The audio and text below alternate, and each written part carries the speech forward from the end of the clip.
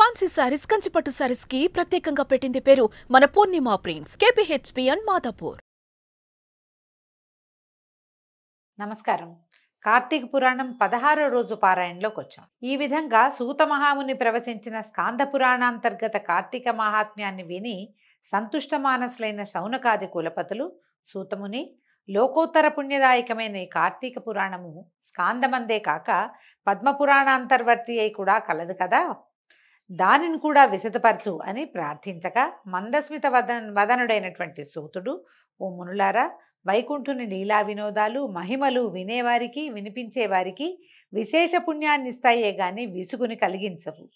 భక్తి ప్రపత్తులతో మీరు కోరాలే గాని గురుప్రసాదిత శక్తి అనుసారం వక్కాణిస్తాను, వినండి. స్కాంద పురాణంలో జనక మహారాజుకు వశిష్ఠులు వారు ఎలాగా ఈ మహాత్మ్యాన్ని బోధించారో అదేవిధంగా పద్మపురాణంలో సత్యభామకు శ్రీమన్నారాయణుడైన శ్రీకృష్ణ పరమాత్మ ముఖతః ఈ కార్తీక మాస విశేషాలన్నీ వివరించబడ్డాయి. ఒకానొకప్పుడు నారద మహర్షి స్వర్గం నుంచి ఒక పారిజాత సుమాన్ని తెచ్చి శ్రీకృష్ణునికిచ్చి, ఓ హరి, 16,000 యనమండుగురు భార్యలలోనూ నీకు అత్యంత ప్రీతమమైన ఆమెకి ఈ పువ్వు నీయవయ్యా అని కోరాడు. ఆ సమయానికి రుక్మిణీదేవి అక్కడే ఉంది. నందనందనుడు నందనవన కుసుమాన్ని రుక్మిణీదేవికి కానుకగా ఇచ్చాడు. ఆ సంగతి చిలికతల వల్ల తెలుసుకున్న సత్యభామాదేవి అలిగింది. ప్రియమైన భార్యకి అంటే తనకియాలి గాని ఆ రుక్మిణికి ఇటమేమిటని కోపించింది. కృష్ణుడు ఆమెకు ఎంత నచ్చ చెప్పినా వినిపించుకోలేదు. పారిజాత వృక్షాన్ని తెచ్చి తన పెరటిలో పాదుకొల్పేదాకా ఊరుకునేది లేదని బెదిరించింది. అత్యంత ప్రీతమురాలైన ఆమె అలుక తీర్చటమే ప్రధానంగా భావించినటువంటి ఆ గరుడగమనుడు తక్షణమే సత్యభామా సమేతంగా గరుక్మంతుణ్ణి అధిరోహించి ఇంద్రుని అమరావతి నగరానికి వెళ్ళాడు. అయితే భూలోకం నుంచి తన ఆతిథ్యానికి విచ్చేసినటువంటి శ్రీకృష్ణ పరమాత్మకు సత్యభామాదేవికి అనేక విధాలైన సన్మాన సత్కారాలు చేశాడు దేవేంద్రుడు. అయితే పారిజాత వృక్షాన్ని తనకి ఇవ్వమని శ్రీకృష్ణుడు కానుకగా ఇవ్వు అని అడిగేసరికి స్వర్గ సంపదను భూలోకానికి పంపడానికి దేవేంద్రుడు అంగీకరించలేదు. మా ఇంటికి వచ్చావు, అతిథి సత్కారం ఎంతైనా చేస్తావు, ఎన్ని రోజులైనా ఉండు, నిన్ను బాగా చూసుకుంటాం, కానీ స్వర్గంలో నాటపడి ఉన్న పారిజాతాన్ని భూలోకానికి ఎట్లా ఇస్తాము, అట్లా పనికిరాదని దేవేంద్రుడు ఒప్పుకోలేదు.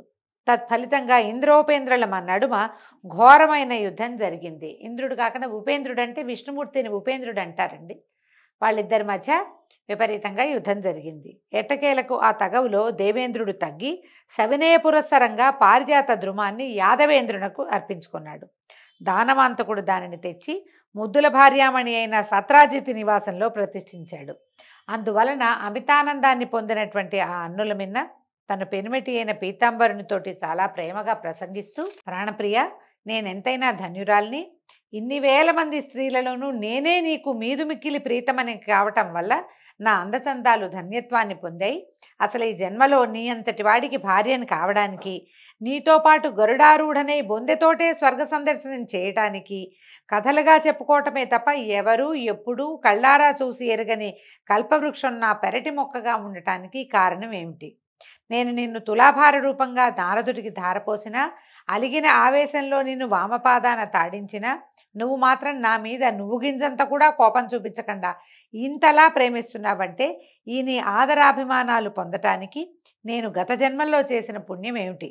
అదీగాక జన్మజన్మకి నీ జంటను ఎడబాయకుండా ఉండాలంటే నేను ఇప్పుడు ఇంకా ఏమేమి చెయ్యాలి అని అడిగింది. ఎంత బాగా అడిగిందో చూడండి. ఎంత ప్రేమగా ఎలా ఉంటున్నావు నువ్వు, దేనివల్ల, ఏ పూర్వజన్మ సుకృతం వల్ల నాకు భగవంతునితోటి ఇలాగా లీలామానుష విగ్రహణుడు అయినటువంటి నీతోటి ఉండగలిగే అవకాశం లభించిందని ఆవిడ అడిగితే, ముకుందుడు మందహాసం చేస్తూ, ఓ నారిలలామా సత్యభామ, నీవు నన్ను కోరరానిది కోరినా, చెప్పకుండా అడిగినా, ఈరాని దానిని ఆశించినా కూడా నీ సమస్త వాంఛలను నెరవేర్చి సంతృప్తురాలను చేయటమే నా విధి.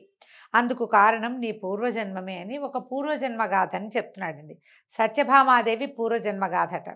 మనం సత్యభామాదేవి భూదేవి అంశతో జన్మించిందని చెప్తాం, అది కూడా చెప్తూ ఇది కూడా చెప్తారండి. కృతయుగాంత కాలంలో మాయా అనే నగరంలో దేవశర్మ అనే వేద పండితుడు ఉండేవాడు. అతనికి లేక కలిగిన ఒకే ఒక ఆడబిడ్డ గుణవతి. అల్లారు ముద్దుగా పెంచుకున్న ఆ పిల్లని తన శిష్య పరంపరలో వాడే అయిన చంద్రుడనే వాడికిచ్చి పెళ్లి జరిపించాడు దేవశర్మ.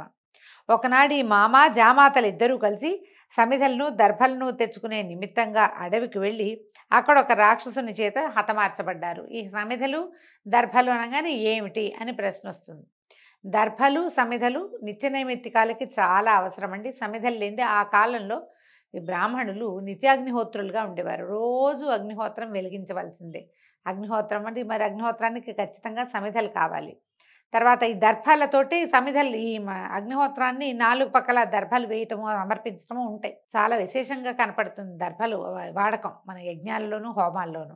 అందుకని దర్భలు కావాలి, నిత్యాగ్నిహోత్రానికి ఎలాగో సమిధలు కూడా కావాలి. కాబట్టి అడవికి వెళ్ళి స్వయంగా తెచ్చుకుని వాళ్ళు కొనుక్కునే రోజులు కావు కదా.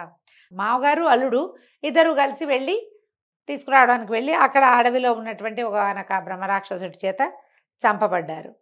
బ్రాహ్మణులు ధర్మాత్ములు నిత్య సూర్యోపాస్తిపరులు సూర్య ఉపాసనాపరులు అయినటువంటి వారి జీవిత విన్నాడానికి మెచ్చినటువంటి విష్ణుమూర్తి శైవులు కానీ గాణాపత్యులు కానీ సౌరవ్రతులు ఎవరైనా గాణాపత్యులు అంటే గణపతి మతం ఒకటి ఉందండి. ఇప్పటికీ మనకు భారతదేశంలో గాణాపత్యం ఉంది. ఎక్కడంటే మన మహారాష్ట్ర ఆ ప్రాంతాల్లో గణపతిని ఎక్కువ పూజిస్తారండి. మిగిలిన దేవి దేవతల ఆరాధన తక్కువ, గణపతి ఆరాధన ఎక్కువ. సౌరవ్రతులు సూర్యవ్రతులుగా ఉండే వాళ్ళు కూడా ఉన్నారు. పూర్తిగా సూర్యారాధనే. సూర్యుడే విష్ణువు, సూర్యుడే బ్రహ్మ మహేశ్వరులు, సూర్యుడే గణపతి, సూర్యుడే జేజీ అమ్మవారు, అట్లా ఉంటుంది. అయితే శాక్తేయులు కూడా ఓన్లీ శక్తి మతమే, అమ్మవారే అన్నిటికీ. వీళ్ళందరూ కూడా వాన చినుకులు వాగులై వంకలై నదులై తుదకు సముద్రాన్నే చేరినట్టుగా నన్నే పొందుతున్నారు. పుత్రభ్రాతాది నామాలతో దేవదత్తుని లాగా నేనే వివిధ నామరూప క్రియాదులతో 5గా విభజింపబడి ఉన్నాను. ఇప్పుడు ఎలా ఉన్నారో చూడండి, 5గురు ఉన్నారు ఇక్కడ. ఉపాసన అనగానే, పూజా విధానం అనగానే 5గురు దేవతల్ని మానవులు విధిగా అర్చించాలండి. వాళ్ళు ఎవరెవరు? శివకేశవులు విష్ణువు మహేశ్వరుడు, తర్వాత శక్తి అమ్మవారు, వీళ్ళు 3 కాకుండా గణపతి సూర్యుడు 5. ఈ 5గురు దేవతల్ని తప్పకుండా మనం అర్చించాలి. ఈ 5గురు దేవతల్లో మనం శివారాధనే చేస్తామనుకోండి. ప్రధాన దైవం శివుడైతే పరివార దేవతలుగా విష్ణువు శక్తి వినాయకుడు శివుడు ఉంటారు. మనం విష్ణువారాధన చేస్తామనుకోండి, విష్ణువు ప్రధాన దైవంగా ఉండి మిగిలిన 4 పరివార దేవతలుగా ఉంటారు. కానీ వాళ్ళు ఉండాలి. ఇలా ఈ 5గురిని మనం పూజించాలి. అదే గణపతిని పూజించేటప్పుడు అమ్మవారిని పూజిస్తే అమ్మ మధ్యలో ఉంటుంది, అయ్యవారు అన్నగారు కుమారుడు నేత్రంగా భాషించేటువంటి సూర్యుడు 4 పక్కల ఉంటారు. సూర్యుని చూస్తే సూర్యుడు మధ్యలోకి వెళ్తాడు, శివకేశవులు ఇద్దరు వెనక్కి వెళ్తారు, తల్లి కుమారులు ముందుకొస్తారు, చుట్టుపక్కల ఉంటారనమాట. గణపతిని చేస్తే గణపతి మధ్యలో ఉంటాడు, అమ్మ నాన్న మావయ్య 3 పక్కల ఉండి 4వ పక్కన సూర్యుడు ఉంటాడు. ఎలా చేసినా ఇదే ఆరాధన. విష్ణుమూర్తి ఏం చెప్తున్నారంటే, ఇలా దేవదత్తులాగా వివిధ నామక్రియ రూప క్రియాదులతో నేనే ఈ 5గురుగా విభజింపబడి ఉన్నాను. అందువలన మరణించిన మామ అల్లుళ్ళని మన వైకుంఠానికే తీసుకురమ్మని పార్షదులని ఆజ్ఞాపించేట. అప్పుడు పార్షదులు ప్రభు ఆజ్ఞ పాటించి వాళ్ళని తీసుకొచ్చారు. సూర్య తేజస్సమకాంతులతోటి ఈ మామ అల్లుళ్ళ 2 జీవాలు వైకుంఠానికి చేరి విష్ణు సారూప్యాన్ని పొంది, అంటే ఏమి సారూప్యం అంటే మనం ఇంతకుముందుకు చెప్పుకున్నాం, సారూప్యముక్తి. విష్ణువులాగా విశాల నేత్రాలు వస్తాయి, చక్కగా తిరుపుండ్రాలు ధరిస్తారు, ఊర్ధ్వపుండ్రాలు, శంఖచక్రాలు, తర్వాత చక్రాలతో పాటు పద్మమాలాలంకృతులుగా పీతాంబరధారులుగా ఉంటారు. విష్ణువు యొక్క సాన్నిధ్యంలోనే విష్ణు సారూప్యాన్ని పొంది మసులుతూ ఉండేవాళ్ళట.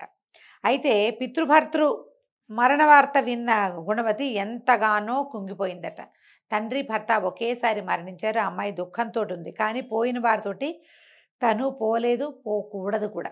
ఎన్నాళ్ళు ఆయువు ఉందో అన్నాళ్ళు భూమి మీద ఉండవలసిందే. మరణాసన్నం అయ్యేదాకా మనుగడ తప్పదు గనక వేరొక దిక్కులేని ఆ యువతి ఇంట్లో ఉన్న వస్తు సంచయానంతటినీ విక్రయించి తండ్రికి భర్తకు ఉత్తమగతులకై ఆచరించవలసిన కర్మలన్నింటినీ ఆచరించింది.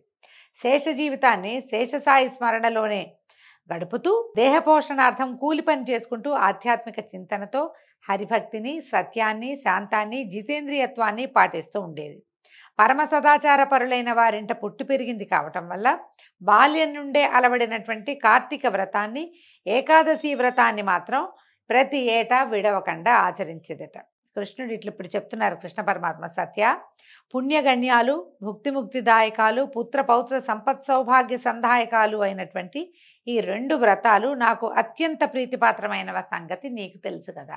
మనకు తెలుసు ఏకాదశి విష్ణు ప్రీతి కోసం చేస్తాం, కార్తీకం కూడా కార్తీక దామోదర ప్రీత్యర్థమే శివారాధన చేయబడుతుంది.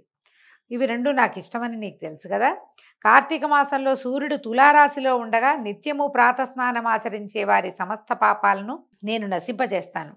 ఈ కార్తీకంలో స్నానాలు, దీపారాధనలు, జాగరణ, తులసి పూజ చేసేవాళ్ళు అంత్యంలో వైకుంఠవాసుడైనటువంటి శ్రీ మహావిష్ణు స్వరూపులై భాసిస్తారు. అంటే ఇలాగా విష్ణు సారూప్యాన్ని పొందుతారు. విష్ణు ఆలయంలో మార్జన చేసి సర్వతోభద్రమనే శంఖము పద్మం సరతోభద్రమనే ముగ్గు, శంఖము పద్మము మొదలైన ముగ్గుల్ని పెట్టి పూజా పునస్కారాలను చేసేవారు జీవన్ముక్తులవుతారు. విష్ణు ఆలయంలో మార్జన చేయడం అంటే ఆలయాన్ని తుడిచి వాకిలు తుడవటం, మెట్లు కడగటము, అలాంటిది ఏ పని చేసినా కూడా విష్ణు సాయుధ్యం లభిస్తుందట. తర్వాత ఉపర్యుక్త ప్రకారంగా కార్తీక మాసంలో నెల రోజుల్లోనూ కనీసం 3 రోజులైనా ఆచరించిన వాళ్ళు దేవతలు కూడా నమస్కరించదగిన వాళ్ళు అవుతున్నారు.